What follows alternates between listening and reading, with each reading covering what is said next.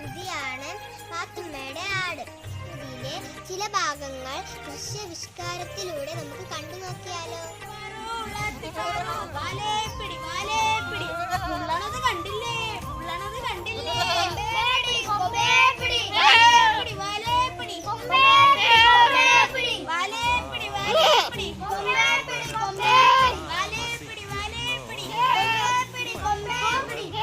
എന്തൊരു ശക്തിയായി ആടിന്! പറ്റില്ല, ഈ ആടിനെ ഒരു ഒന്നൊന്നര ആട് തന്നെ. നീ എന്താ വിചാരിച്ചത്? എന്നെക്കാൾ ശക്തി നിനക്കുണ്ടെന്നോ?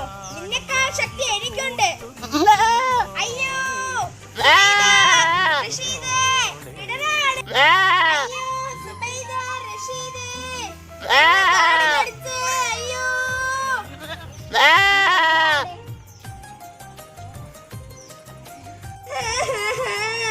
എന്റെ വെള്ളയപ്പം തിന്നേ, ഇന്നോട്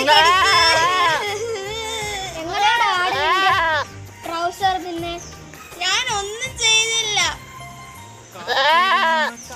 ഇവൻ കള്ളം പറയാൻ. ശരിയാ, ഇവൻ കള്ളം പറയാൻ. ഇവൻ കീശയിൽ വെള്ളപ്പം വെച്ചിട്ട് ആടിന്റെ മുന്നിൽ പോയി നിന്നു. എന്നിട്ട് ഇത് തിന്ന് കാണിക്കാൻ പറഞ്ഞു. ചുമ്മാതല്ല, നിന്റെ ട്രൗസർ തിന്നു. ഇനി ഒരിക്കലും ഉള്ളാളത്തി പാറു എന്ന് വിളിക്കരുത്. ഞാൻ കുളിക്കാൻ പോകുന്നു, എന്റെ കൂടെ വരുന്നു. എല്ലാരും കുളിക്കാൻ വാ.